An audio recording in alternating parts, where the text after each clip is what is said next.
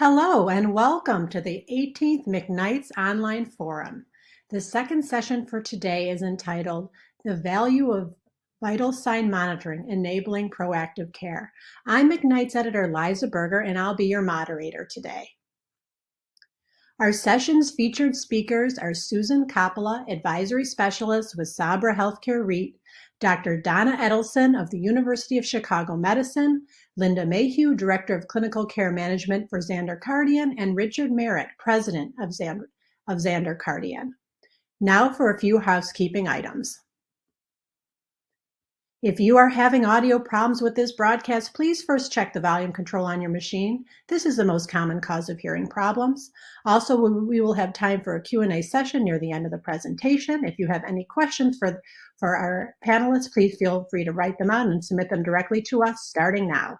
Those we don't get to in real time will be answered afterwards. This educational session has been reviewed by the National Continuing Education Review Service of the National Association of Long-Term Care Administrator Boards. It has been approved for 1 clock hour. You need to stay tuned to this event for its entirety during the original broadcast in order to receive a certificate.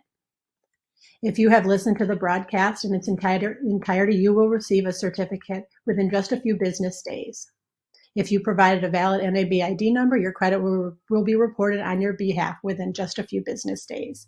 I'd like to note that this webinar is made possible by Xander Cardian. Please learn more about them at xhkcorp.com. Finally, this session will be archived and available on demand shortly after the live broadcast. You can access it again, or others can experience it for the first time simply by going to the registration page to enter the studio. The URL is mcknights.com/082522 online forum. Now to our presenters. Linda Mayhew is a registered nurse and serves as Director of Clinical Care Management with Xander Cardian. She has a breadth of clinical and leadership experience in acute, post-acute, and community-based settings. Susan Coppola has more than 30 years of leadership, strategic planning, nursing, and operations experience in healthcare spanning across the continuum and internationally. She most previously served as Chief Clinical Officer at Sunrise Senior Living, where she was responsible for all care and quality-related programs and policies impacting Sunrise's communities. Richard Merritt is President of Xander Cardian Health. He oversees the growth, innovation, and expanded deployment of autonomous health monitoring technology. Finally, Dr. Donna Edelson is an expert in cardiac resuscitation with a focus on prevention and treatment of in-hospital cardiac arrest.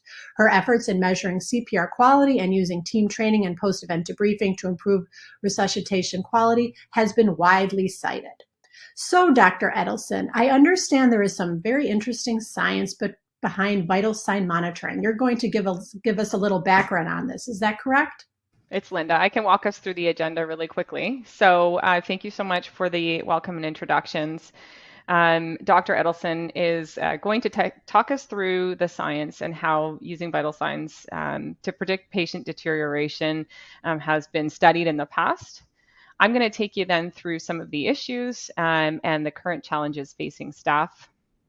Richard will have a discussion about the future and look at opportunities and solutions using technology. And then finally, Sue will talk a little bit about the implications at the frontline level, at the facility level. And after that, we'll follow up with a discussion and a Q&A session. Thank you, Dr. Edelson. Sure. All right, so I'll pick up at the science. Let me start with here, the basic concept, which is that living, breathing humans deteriorate. We can do it at any time. When, as clinicians, we fail to recognize it and intervene to prevent it, that is a failure to rescue event. Lots of different things qualify as failure to rescue events, certainly medication, errors, and complications of procedures that we do. And one of my favorite ways, it's not of measuring a failure to rescue event is a cardiac arrest. I like it because it's clean. And we learn a lot about failure to rescue from these events because they're so clean and definitive from a research side. And when we look at cardiac arrest in the hospital in particular, which is where I've done most of this work, although it generalizes fairly well outside because physiology is physiology, we learn that 2/3 of the patients who have a cardiac arrest in the hospital demonstrate some kind of physiologic abnormality at least 6 hours before, if not 24 or more hours before. We've known that also for years, probably 30 some years of research around this. One of the earlier studies of chart review around cardiac arrest, and done now at this point 20 years ago, where they did a chart review of each one of these cardiac arrests and came back and said that the etiology was respiratory failure or hypotension in half of them, and with the rest of the things, arrhythmia, cardiac ischemia, metabolic, or other unknown, making up the other half. Which means that over half of these are heralded by some kind of vital sign change. If we think about vital sign monitoring, we've actually had vital sign monitoring for a long time. It was back in 1625 that the first method for measuring body temperature and pulse was first recognized. That was Centaurio of Venice. It was in 1707 that Sir John Floyer publishes now the first report on pulse rate. We see it's 1852 when Ludwig Taube plots a first fever course in the research and now adds respiratory rate to it. We see a couple decades later, the first blood pressure cuff is introduced. In 1903, we get the ECG monitoring. And then it's 1952 when we get our first monitor. It's really it's the cardiotachoscope that turns into what we now recognize as bedside monitors. Taking those vital signs, so now we've been measuring those vital signs for decades in clinical settings. But now we have to take those vital signs and translate them into some kind of signal for failure to rescue events. And there are lots of different ways to do it. There's the most common that folks do is set individual thresholds for each one of these criteria. So we're measuring a bunch of things. So if any one of them is off, we set criteria to notify somebody, call for help. And so there's specific ones about airway, specific thresholds for respiratory rate. This is taken from a multi-center rapid response study where all the hospitals use these criteria. And everybody has some kind of different similar thresholds. I imagine you guys all, wherever you're practicing, you have some kind of thresholds of call for help if you hit some kind of criteria. Respiratory rate less than 8, greater than 25, whatever it is for all the different ones. And that makes sense. It's intuitive. The problem with it is that it's actually not very, it's highly sensitive and not very specific, which means if you do something like this, you're going to end up with lots, you're calling a lot. And there's a lot of activations around something like this. Or you have to set the threshold so extreme in order to avoid that you actually miss a lot of events. A respiratory rate, for example, of 8 is fairly low on this. A heart rate of less than 40 is fairly low, but there might be signal that you're missing in between. So that's, I think, where the early warning scores come into place. And we see these with to the late 90s, the first ones of these start to be developed, where it's take the vital signs and aggregate them into one score so that then you can use actually more subtle changes because you can add them up. And so this is the new score, which is widely used in the UK and has elegant in that it's fairly simple. It's nicely color coded. You can add up all the different criteria and come up with a score. And then based on your your overall threshold, you can then decide whether it's going to be just a simple low level measurement or a simple call for support just at the local level, or whether you need to bring in something like an emergency response team or just call a physician. So you can have a tiered response around that. Improved sensitivity and specificity over the individual thresholds does have some of the downside of it requires a calculation, and it still has a lot of false positives because it's still fairly simple. Now, one of the other things that's changed in healthcare in the last several decades and is the advent of big data. We measure and record our things electronically, which means we generate a bunch of electronic data. That electronic data can be analyzed and in artificial intelligence mechanisms to be able to predict with better sensitivity and specificity which patients are actually deteriorating. So if artificial intelligence is the big catch-all term, we have machine learning, which comes about in the 1980s, is even better and more refined. And now we're even now seeing algorithms that use even more sophisticated methods for really delving down into predicting which patients are actually going to deteriorate. And that's really where I've spent the last decade of my work at the University of Chicago, has been dedicated to using AI to predict, using all the physiologic data that we are collecting already and reporting in electronic formats, which patients are going to deteriorate. And if I take all that research, and I have, well over 100 publications in this space, if I take all of it and boil it down, it can tell you from that a few different things, which is the better the algorithm, the more sophisticated we build it, and the more variables we include, the better we can predict with higher precision. Not hugely surprising. But across all these models, there's a lot that they have in common. And one way to look at them is to actually compare which variables in the model are the most predictive. And so we published this is about already now 6 years ago.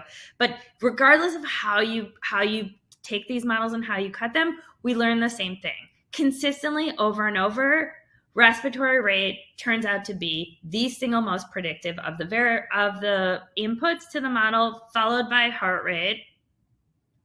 Age is highly predictive, although I will note that age, for intensive purposes, if you're not, is a proxy for frailty. So in subsequent models, I think as we get better and better at this, if we could actually measure frailty instead of age, which you guys all know, that turns out to be more predictive. So Braden score, for example, is more predictive. This model didn't have Braden in it, and then all the other vital signs still come up before the labs do. So this model actually had way more. I just chopped the top 10 of them, but to show you that consistently it's the vital signs that are at the top of this list in terms of relative importance to the models, regardless of which model we use.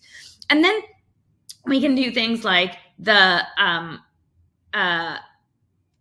we can do even more specific models. So in this one, we saw that respiratory rate, heart rate, and age were the most predictive. So we built another model that just used those variables, but we included in them all the trends of those. And so what's interesting about this model is that it's not the current respiratory rate, it turns out, that's most predictive, but it's actually the highest respiratory rate in the last 24 hours, which means that there's real value in not just the current data points, but understanding where they are in the context of the other ones, which, again, we know this as when we look at a specific respiratory rate or heart rate, we're thinking, well, what was it 4 hours ago or 8 hours ago or yesterday? These models recognize that as well. So given all that, I will add one other thing that's come out of the research for us is, as important as we know that respiratory rate is, we don't measure it very well. And I think Linda will get into more of that, but I'll just, from a research standpoint, show you that we've looked at this data This is a little bit of a complicated graph, but if you hang with me for 1 second, those blue dots, those are the so I've got respiratory rate along the x-axis and the percent of ICU transfers that are correctly classified.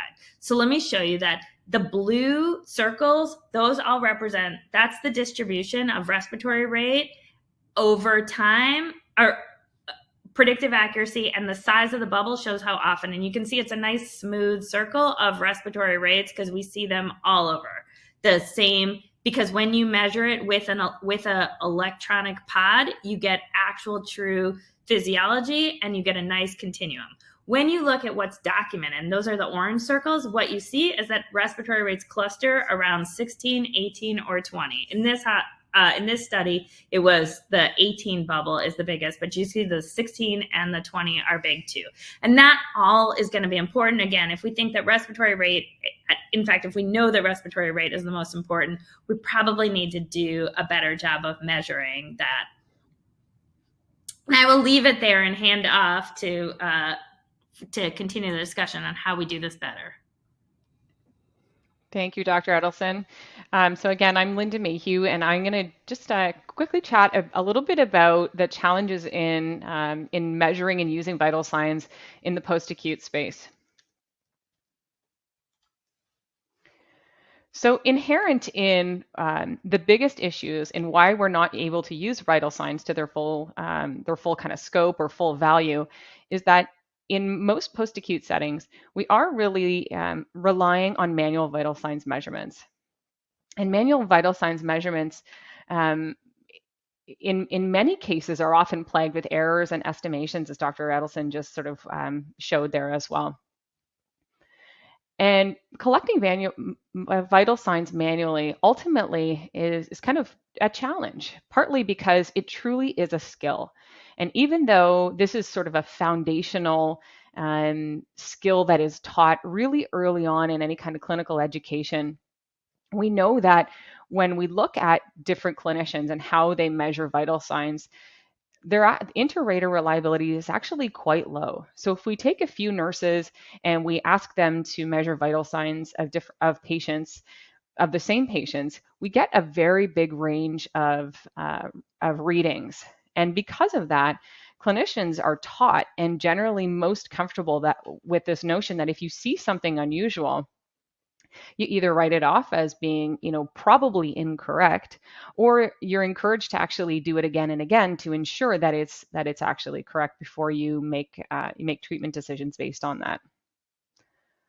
Collecting vital signs also takes time, and I'm sure everyone on this call knows that time is a precious resource, especially in the post-acute setting, and particularly now. Recommendations for the accurate ways to measure vital signs are over at least 30 seconds, and that's if heart rate and respiratory rate are regular, or a minute if they're irregular. And this is obviously incredibly challenging for anybody on this call who's actually tried to measure heart rate or respiratory rate for a minute without being interrupted, without losing count, without your patient recognizing that you're doing it, which is part of the skill set. It's incredibly challenging. So it really isn't surprising that there are a lot of errors as a result of that. Vital signs are subject to bias. So not just in how frequently we do it, but also in the accuracy and in our comfort level with estimating. So Dr. Edelson spoke a little bit about the history of vital signs, but despite that long history of how long we've been doing it for, we really don't know what is the best way to do it. And generally people feel, or there's sort of general agreement that more is more. But unfortunately, we're really limited by manpower. So a lot of times how often we do vital signs is dependent on, tradition or hospital policy or facility policy, or on that own clinician's comfort level with what they feel, makes the most sense. We also see that staff determine how often they would be monitoring vital signs, particularly in post-acute settings, based on their own intuition of things like the patient acuity or how stable they are, or even if behaviorally the patient is or resident, isn't compliant with necessarily sitting still and things like that. As Dr. Edelson also pointed out, point-in-time data is helpful in some contexts, but from a clinical perspective and a diagnostic perspective, it's incredibly challenging to use one set of vital signs to really understand what's normal for a particular patient. And of course, if we see unusual readings, then it's really difficult to contextualize what that means for the patient without knowing what's normal for them or what have their vital signs been doing before that. Staffing is, of course, a major issue in every part of the healthcare space at this point in time, and not surprisingly plays a really big role in how we measure and interpret and understand vital signs of the residents that we're taking care of. So particular staff mix and the duties of those staff is kind of a new and evolving notion. So in many post-acute facilities, obviously the registered nurse or registered practical nurse is not necessarily, the facility wouldn't be staffed with exclusively RNs or RPNs or LPNs. There's often aides that are assisting, or even non-clinical staff that are assisting with actually gathering those vital signs and then transferring that information off to the nurse to interpret and then ultimately document that. The challenge with that is twofold, and there has been some discussion around this notion that when we delegate what is a clinical task and is a nursing task that requires judgment, that we lose that we lose that perception of vital signs being really important and a baseline understanding of our residents' health, and changes it to this notion of it just being another task, another tick in a box that needs to be completed during a shift. And of course, the more people that we have in that role involved in measuring vital signs, the more we risk errors and delays in either the transmission of that, so sharing that information from one person to another, the interpretation of that, so perhaps that bias piece of things, understanding what that means, and then documentation errors, all of which ultimately can lead to errors or delays in treatment and care decisions for our residents. Knowledge gaps are quite persistent and quite common among clinicians in terms of understanding what the vital signs mean and how they engage with each other. So for example, incorrect information about how useful something like respiratory rate is often leads to a dependence on SpO2 data or blood pressure data or other vital signs information that actually might be less sensitive than respiratory rate. So in many cases, nurses are using SpO2 data as kind of a proxy for overall respiratory health. And this is inaccurate because we know that SpO2 data is actually a lagging indicator wherein respiratory rate actually increases and changes very, very quickly in response to an acute issue. Again, time constraints play a major role in not only how accurate and how complete vital signs measurements and documentation are, but also in how often we're doing them. So about a quarter of the nurses reported in one study that complete and accurate vital signs monitoring is something that is easily neglected when they're busy or have competing priorities. So taken together, all of these things work together to result in what we see often, which is either you're estimating vital signs, and primarily respiratory rate, because that is the one that we're most often doing manually, or omitting it completely. So estimating respiratory rate, Dr. Edelson pointed out that sort of magic number between 16 and 20 is often arbitrarily chosen when patients either appear very, very comfortable or if they're too agitated to comply with vital signs collection. And in one study, actually half the nurses acknowledged that they would estimate it in those cases. We've seen some studies that have actually looked, of course, at that notion of the impact of estimating and how far off we often are when we estimate.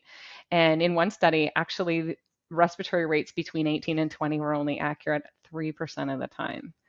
So it's a pretty significant finding. And unfortunately, what this means is that when we're not doing it, we're actually losing a really, really great opportunity to actually understand what's happening with our patients and that ability to intervene sooner when we see changes in respiratory rate particular. Respiratory rate is often known as the neglected vital sign, and that's because when it's not estimated, it's often omitted completely, so just simply not reported. So all of this taken together really builds a case for continuous vital signs monitoring. And this is probably a fairly new concept in most post-acute settings, and truthfully in settings outside of an ICU even. And that's just because the technology hasn't really existed to enable continuous vital signs monitoring in a way that's not obtrusive to patients and in a way that's accurate and complete and provides really good information. So you can see a couple of images on the screen here, and these are just snapshots of a couple of examples of what continuous vital signs monitoring looks like and where that opportunity to intervene is. So I'll draw your attention actually to both of them first. If you'll see that both of them kind of have a scattering of red dots and blue dots. So each one of those dots is a 5-minute average of what that vital sign was doing over time. Red being heart rate and blue being respiratory rate. So in that first image here, you can see a vital signs pattern of a patient. And this one happens to be in acute care, but it, of course, is easily transferable anywhere else, just because it's using the same technology for continuous vital signs monitoring. But you can see the vital signs in the lead up to July 22nd are very consistent, really easy to see what the patient's vital signs are doing all throughout the course of a day. So there's normal variation in both heart rate and respiratory rate, a couple of little blips there, but nothing to be overly fussed about. But as you can see, on July 22nd, we see a extremely rapid rise in both heart rate and respiratory rate for this particular patient. In this particular case, we're able to, because we can see that deterioration in real time and right away, we're able to respond very quickly and administer medications to help with breathing, blood pressure, and heart rate, and actually stabilize the patient within a matter of just a couple of hours. Where you can imagine that if we don't have access to this information, or if we're checking vital signs and not recognizing that this is a change from the patient's normal, we can actually miss it, and this deterioration can actually continue ongoing, leading up to a collapse. And interestingly enough, that's actually what we saw in another case, but with a much more gradual deterioration. So if you have a look at this, the white graph here, you can see this is over a period of about 5 days or so, and on around November 24th, we started to see some changes in resting heart rate that did actually settle. They were prolonged for a couple of hours. And then around November 29th, we see a much more gradual increase in respiratory rate and heart rate. And similar to that graph that Dr. Edelson showed, that deterioration is gradual and highlighted by an irregular increase in that heart rate and respiratory rate. So again, if we're just doing spot checks, it's very easy to miss something like this because if we're not counting, we're not going to see it. So unfortunately, in this particular case, the deterioration did continue up until December 1st when the patient was transferred to hospital. So I will pass it off to Richard here, and he's going to talk a little bit about the technology and how we can actually bring something like this into that post-acute space. Great. Thank you very much, Linda. That's really helpful. So thinking about technology, we talked a little bit about the history of vital signs monitoring and how long it's been. But over the last probably 10 years, there has actually been a tremendous amount of innovation.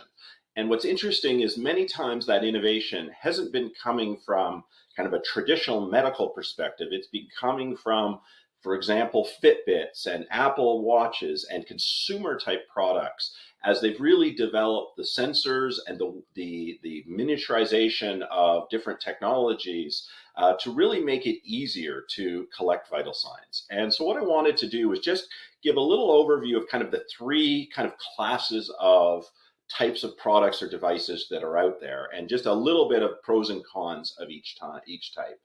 I think the ones that are probably the most recent kind of developments are really the idea of autonomous contact-free continuous monitoring, sometimes called CFCM or ACFCM.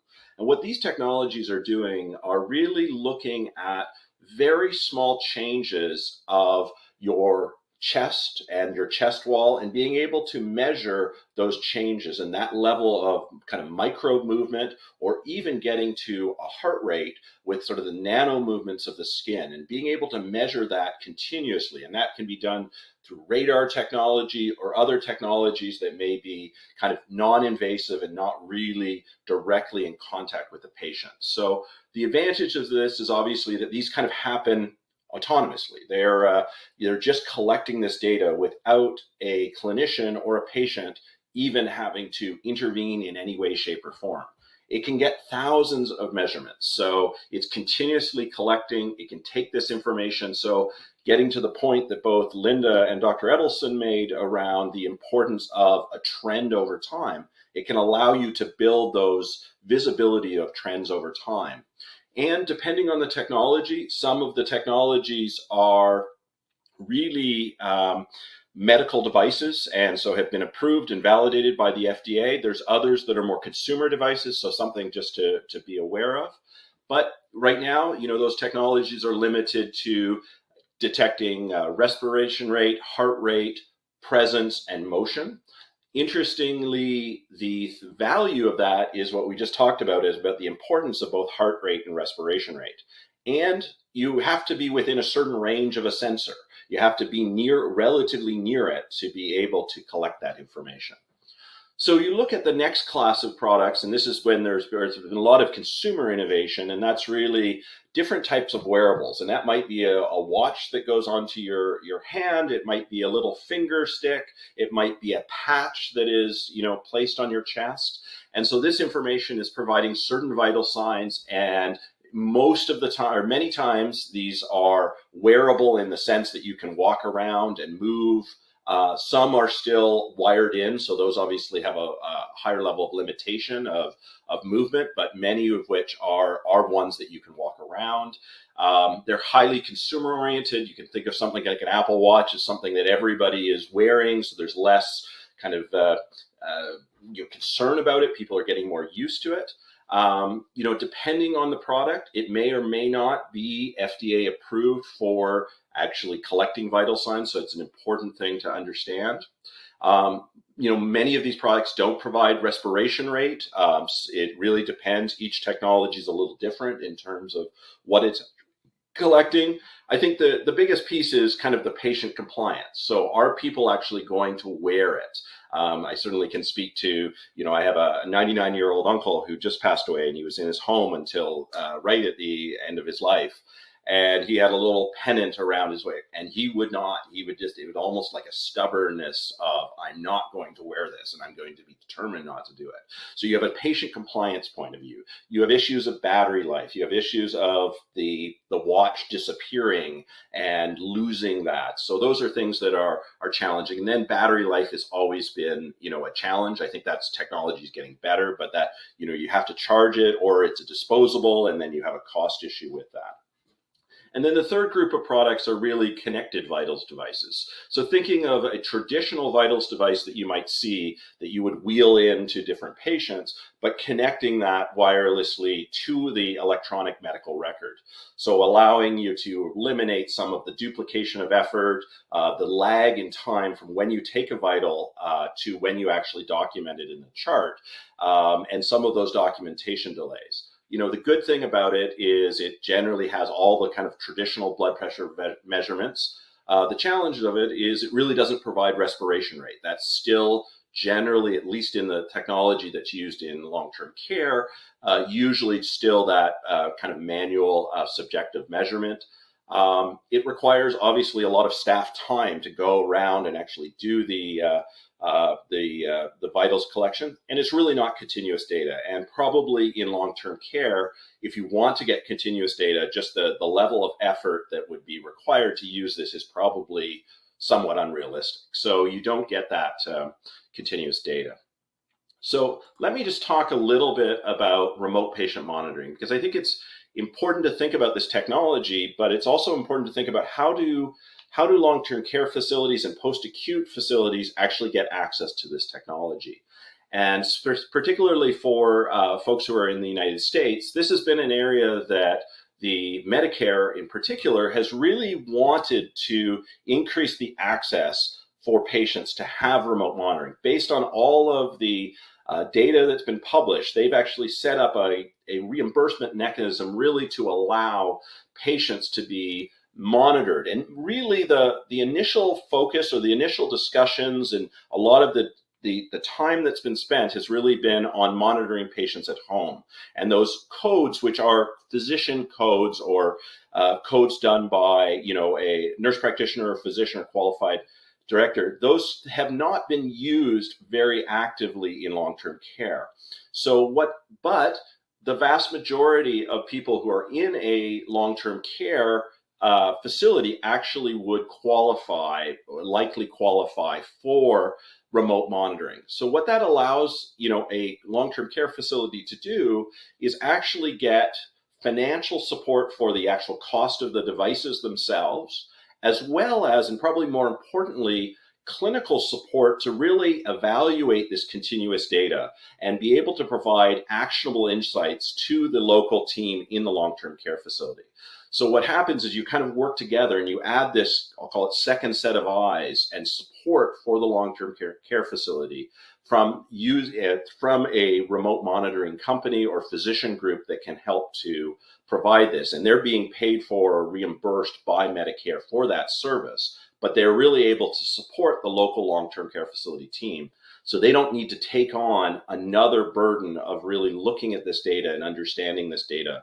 They can really use the data more at an aggregate level to really understand what's happening in terms of staffing, in terms of the broader health of their patient population, and also using the information about the presence and motion and other things that are coming from that data. The one requirement of remote monitoring to be able to bill for remote monitoring is you have to collect at least 16 days per month to be eligible for Medicare reimbursement. It has to be automated. It has to be electronic communication. Those are sort of the criteria for it. So that's where, as well as you look at some of the different technology options, it's important to understand how much manual effort it would be to collect that data versus something where it's more automated or autonomous. So with that, I'm going to turn it over to Susan, who's going to talk a little bit about the implications and what this means for long-term care. Thank you, Richard. I'm delighted to be here this afternoon. And as we think about technology and the value of more frequent vital signs monitoring and the stability of utilizing a technology to assist us in that for the accuracy, when we think about what we're faced for challenges for staffing and reimbursement and the actual setting that we're in, it's important that we begin to think about how technology and innovation in our space would help us. And that means, considering change and all that it's going to take to bring change into our settings, cost, staffing impact, resident impact.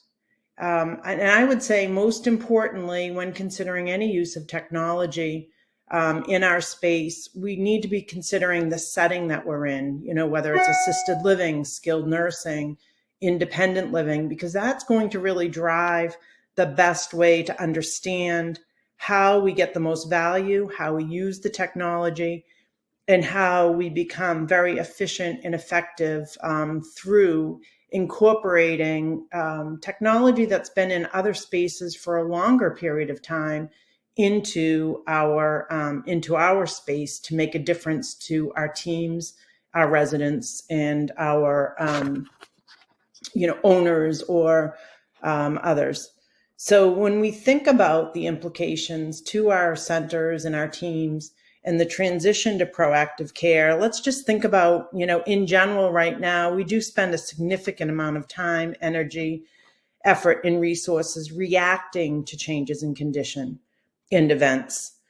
For example, in the AL space, we want to be the coordinator of care, right? And we want to maintain the resident's health and well-being. It's important to the resident, it's important to our staff, it's important to us in our missions, in decreasing the exacerbation of chronic conditions. And yet we find ourselves very often responding to acute exacerbations, falls, and other events. And so we begin then to blur the coordination of care with the delivery of care, because we have to get through the acute event until 911 arrives or the physician gets there. In skilled nursing, we're very concerned about the ability to minimize hospital transfers and maintain the residents' health. It's important to our reputation and to the residents. So really, by thinking about how we can transition to technology that utilizes continuous vital signs monitoring, remote patient monitoring, the teams not only have the ability to transition to proactive care by accessing detailed patient information to identify proactive approaches, we also have the ability to bring the entire interdisciplinary team to leverage treatment options and really bring the team together and enable a more timely response and increase our agility. The utilization of trend information to assist with our resident level care planning and interventions in developing our staffing patterns is another consideration when we think about how residents transition and move from more chronicity to acuity and what their acuity levels become. It does impact our staffing patterns. So imagine how powerful this data could become to us in managing not only the resident, but our business and our staff's balanced workloads.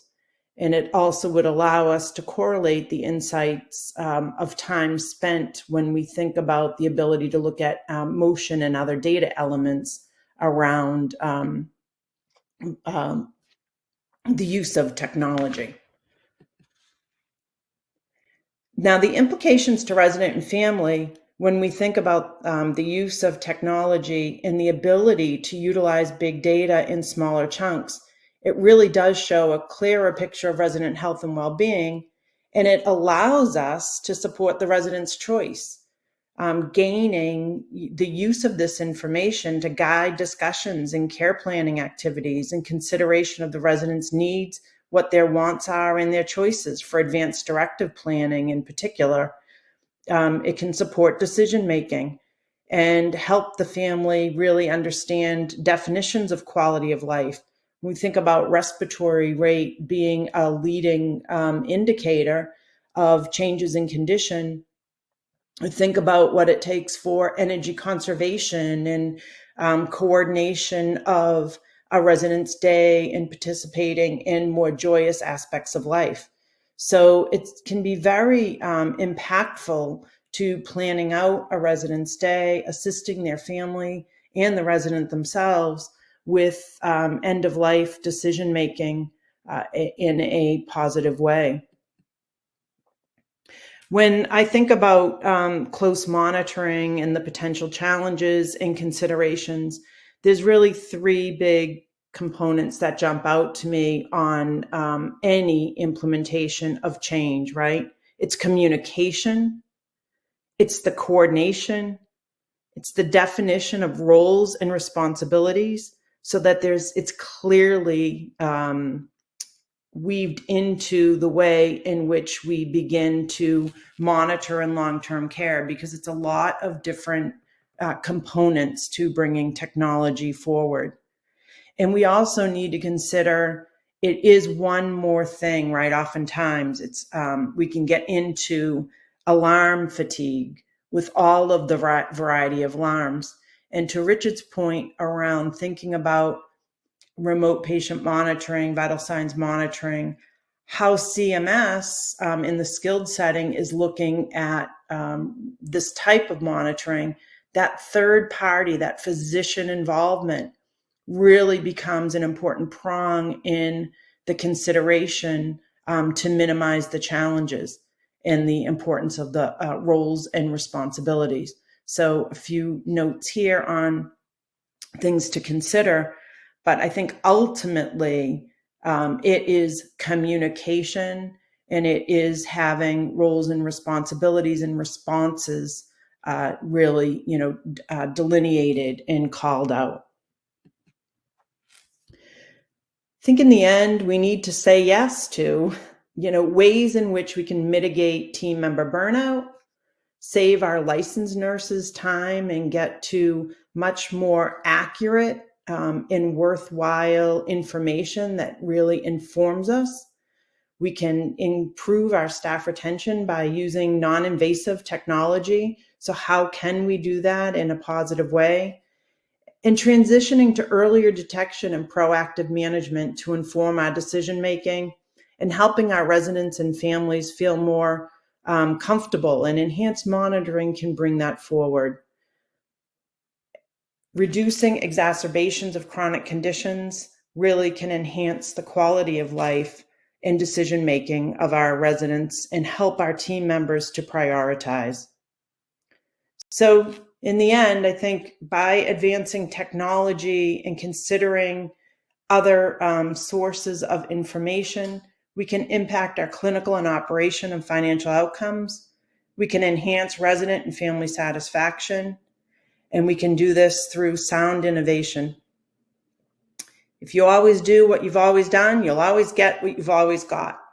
And we have an opportunity, as we consider where we are in the continuum, to begin to really pull through technologies that have been being utilized in other settings in positive ways to impact our residents. So with that, I think we will move on to a bit of discussion, and I thank you for the opportunity today. Thank you, Susan, and everybody else who spoke today. What an informational and educational session this has been. Now it's time, as you mentioned, for the Q&A. So if anyone has a question for our very knowledgeable panelists, please, now's the time to type in your question. Here's a question about respiratory rate readings. Dr. Edelson, I think this one is for you. Many clinicians don't trust reported respiratory rate readings. Knowing how important respiratory rate is for predicting deterioration, how can these perceptions be changed?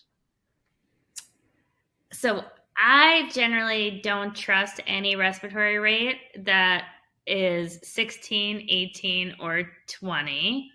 And so I think we can start by actually putting real numbers in. And I think people in general, I assume I'm not alone in this, that when we see odd numbers, we tend to trust them more. When we see them distributed in a more bell-shaped distribution, we tend to trust them more. And so I think we start to change perception by putting actual real numbers in there. I always trust a prime number. Okay.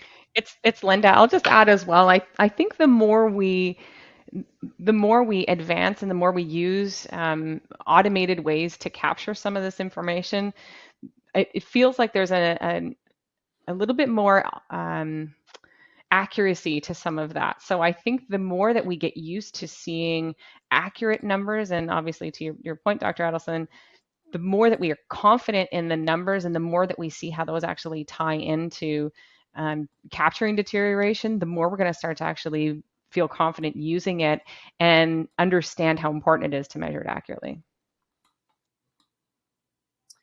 Very good. We have a question about what is holding back RPM in senior living and long-term care? And maybe I'll start, and Susan, please feel free to jump in. I think from the conversations and the discussions that we've had, as I think basic awareness at this point that this is even available as a pathway.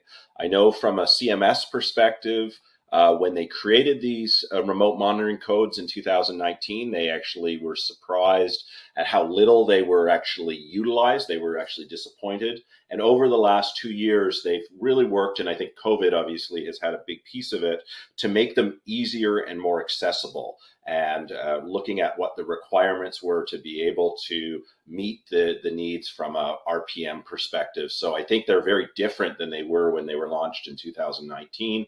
And then obviously the acceptance of remote monitoring and remote care because of COVID and what's happened through that has really changed. So I think from my perspective, a lot of it is just basic awareness that this is even an option. Yeah, and I would add to that, Richard, I think that the other, considerations is that, in long-term care, we've been a little slower to technology adoption. Some of that related to just the way our physical plants are, the ability to have wireless connectivity, some of the invasiveness of even the technologies that have been available. Really, the installation of them has been very, very challenging with wiring, etc. And with COVID, we learned quickly how to pivot, get telehealth, get telemedicine, and we learned a lot through that process. And now we're learning that there are technologies available that don't have the level of install effort, right, and the level of lift. From a technology perspective, I think with the way that CMS is providing the RPM codes and the ability to have reimbursement, that it will really bring forward the, just more discussions about it, but more ability for us to access this type of technology, all in the, learning process. A related question has come up.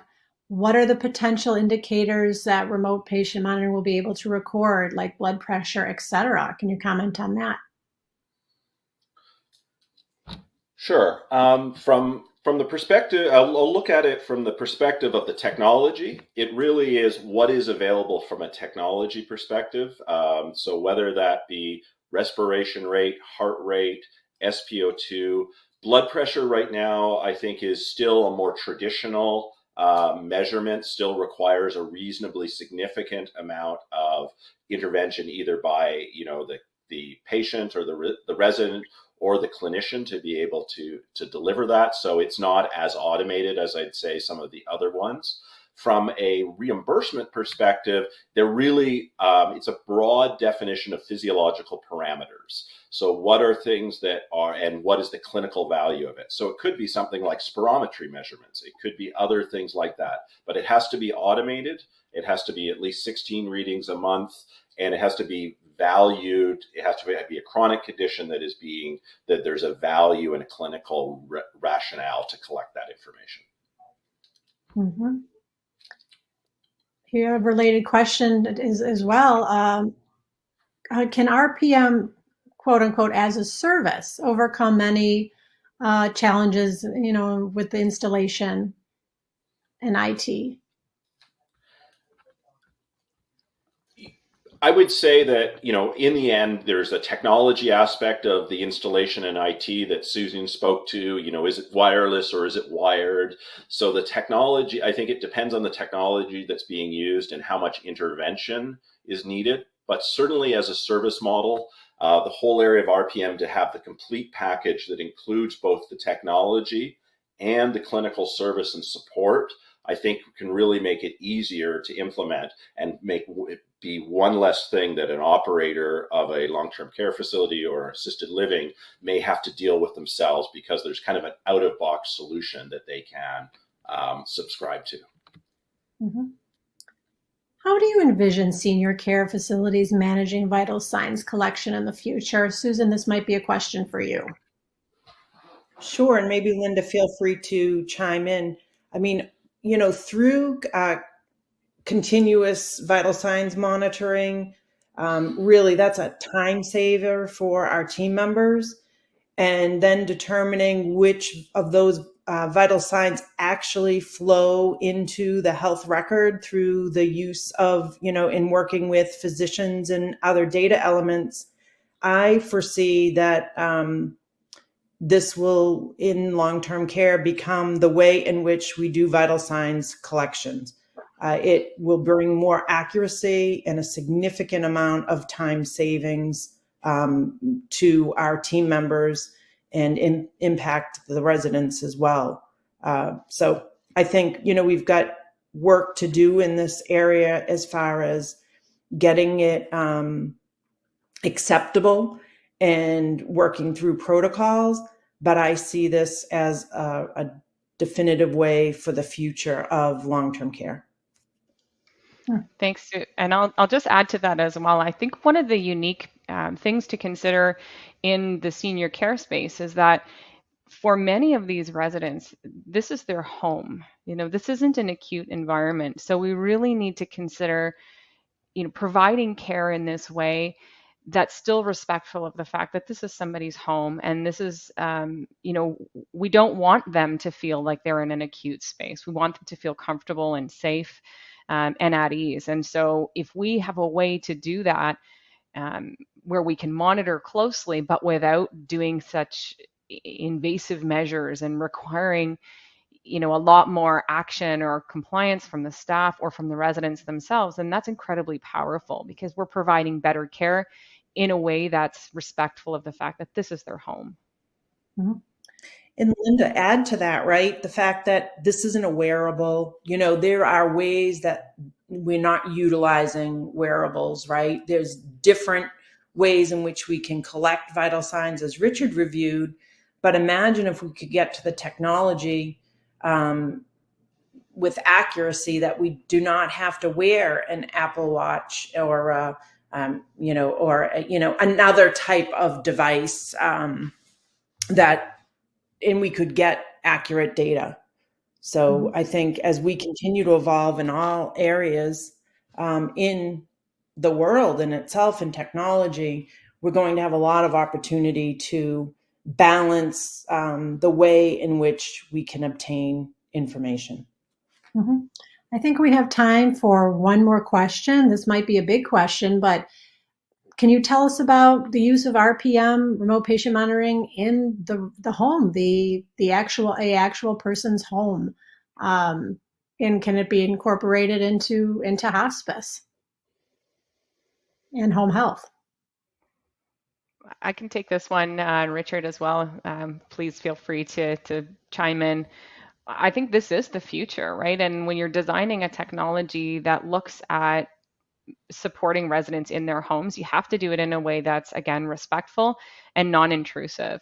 And one of the nice things about some of the technological advances that are continuous and autonomous and non-contact is that they can be moved into different settings. And again, depending on the device, there is FDA clearance to use some of these to care for patients and individuals at home. And that, I think, is the long-term vision of the remote patient monitoring as well. And I don't know, Richard, if you have anything you wanted to add there. Yeah. No, I think that's right. I think this is directionally where things are going, is shifting care to the home, both in terms of, I'll call it post-acute kind of hospital at home. And there's a lot of questions still from a reimbursement and what's going to happen, but a lot of focus on this idea of the hospital home, which are really more acutely, ill patients, to the chronic patients who are being managed at home, and whether that is more around a consumer device and safety that they're focusing on, or a more clinical monitoring. Those lines, I think, will blur over time. And so again, being really driven by the different technologies that are out there, and what is a consumer device versus what is a medical device will get a little grayer, I think, over time as technology continues to develop. And definitely the home is where, I think people really want to try to say what is possible to provide care in the home. Terrific. Well, I'd love to keep talking, but we have reached the top of the hour. We hope everyone has enjoyed this webinar. It will be available shortly at www.mcknights.com/COA2522 online forum. I'd like to give a very special thank you to our panelists Linda Mayhew, Richard Merritt, Susan Coppola, and Dr. Donna Edelson. I'd also like to thank our sponsors, Xander Cardian, and you can learn more about them at www.xkcorp.com. Thank you all so much for tuning into this webinar, and thank you for your wonderful questions that has made this program very successful today. This is Liza Berger for McKnight's.